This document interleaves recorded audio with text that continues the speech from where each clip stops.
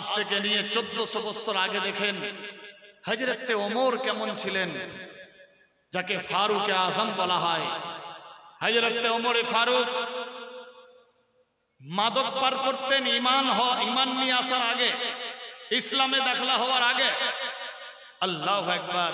নারীর উপরে নির্যাতনও চালিয়েছেন ইসলামে দাখলা হওয়ার আগে। মাদক পান করেছেন, জুয়া পাশাও খেলেছেন ইসলামে দাখলা হওয়ার পূর্বে।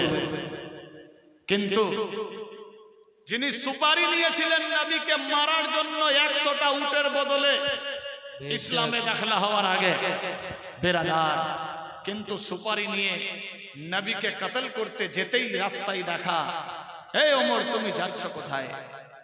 বলে আজ আল্লাহর মেহবুবকে বিনাশ করে দেব। আরে তুই আল্লাহর হাবিবকে কি শেষ করবি? তোর নিজের ঘর সামলা। নিজের বাড়ির দিকে চললো বলে তোমার বোনের বাড়িতে যাও। বোনের বাড়িতে গিয়ে পৌঁছালেন, ওর বোন শুনতে পেয়েছে আমার ভাই ওমর আসছে। বোন কোরআন মজিদ পড়ছিল, ভয়ে কোরআন মজিদ গুটাচ্ছে যে ভাই আমার কতল করে দেবে, শেষ করে দেবে। কিন্তু হযরতে ওমর যখন যাচ্ছেন দরজার কিনারায় উকি মেরে শুনতে আসে, আরে সূরা রহমান, বিসমিল্লাহির রহমানির রহিম, আর রহমান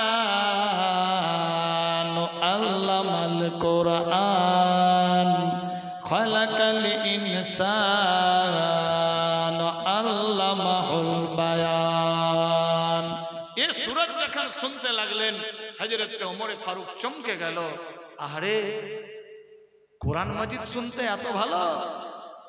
বাহ, না না না, আমার বোন পড়বে, আমি শুনবো, আর রাসূলকে কতল করব না, আমি ইসলামে দাখিল হয়ে যাব।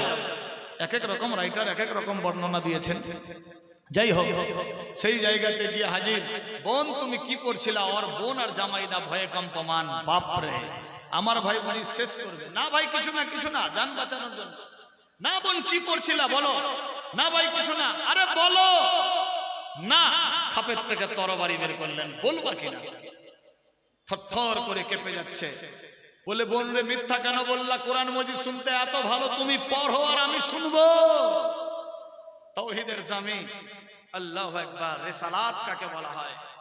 এমত অবস্থায় হযরতে ওমর ফারুকের বোন চমকে গেল। ব্যাপার গড়বড়, আমার ভাই তো বুঝি আমাকে শেষ করে দিত, কিন্তু কিভাবে পাল্টে গেল? কোরআন মাজিদ পড়তে লাগলেন। সত্যি বলছো ভাই? বলে হ্যাঁ। পড়তে পড়তে কিছুক্ষণ শোনার পর বলছে, বোন আমি আর সহ্য করতে পারছি না, থাকতে পারছি না, আমাকে হাবিবের কাছে নিয়ে চলো। নবীর কাছে নিয়ে গেলেন। কলমা পড়ে ঈমান নিয়ে আসলো। ঈমান নিয়ে আসার পর এত বড় মুহাফেজ হয়ে গেলেন। আল্লাহু আকবার।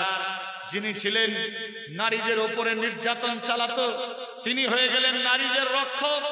যিনি চোর ডাকাত চুরি করতেন, তিনি হয়ে গেলেন যাকাত দেনেওয়ালা। যিনি গরিবের দুঃখ বুঝতেন না, তিনি হয়ে গেলেন গরিবের রক্ষক। আল্লাহু আকবার। ভিক দেনেওয়ালা, উদ্ধার করনেওয়ালা। যিনি তিনি বন্ধুত্ব বানিয়ে দিলেন। আল্লাহু আকবার। কি পড়ে? মাত্র 2টা কিতাবের দিকে লক্ষ্য করে। 1 নম্বরে আল্লাহর কোরআন, আর 2য় নম্বর নবীর জবান, যাকে বলা হয় আল হাদিস। নবীর জবান 1 নম্বরে আল্লাহর কোরআন, 2য় নম্বরে নবীর জবান। এই 2 দিকে লক্ষ্য করে ডাকু কলমা পড়ে ইমানদার হয়ে গেল। এমন ইমানদার, এমন ইমানদার, খারাপ মানুষ এত ভালো হয়ে গেল, এত ভালো হয়ে গেল। আল্লাহ পাকের রহমত। নবী বলেছিলেন, ওমর আমার পরে তো কেউ নবী হবে না, যদি কেউ নবী হতো তোমার মধ্যে সেই গুণ দেখা যায়, তুমি নবী হয়ে যেতে। সুবহানাল্লাহ, সুবহানাল্লাহ। মুসলমান, হযরতে ওমর কি রকম তখন শিক্ষা হতো? এ আল্লাহর কোরআন আর নবীর হাদিস, নবীর চেহারা দেখে কোরআন শুনে তিনি এত বড় মুহাফেজ হয়ে গেলেন। আজ আমরা সিলেবাসে 8টা 10টা 12টা কিতাব পড়ে কি শিখলাম?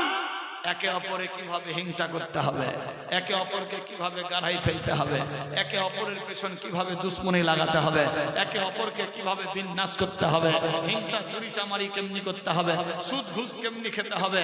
আল্লাহু আকবার। হারাম হালাল চিনতে পারলাম না, কোরআন কি জিনিস বুঝলাম না, নবী কি জিনিস জানলাম না, পশ্চিম কিবলা কোন দিকে বুঝলাম না, মসজিদের কয়টা পিলার দেখলাম না, মেম্বার কোথায় দেখলাম না, মাদ্রাসার কটা জানলা খিড়কি জানলাম না।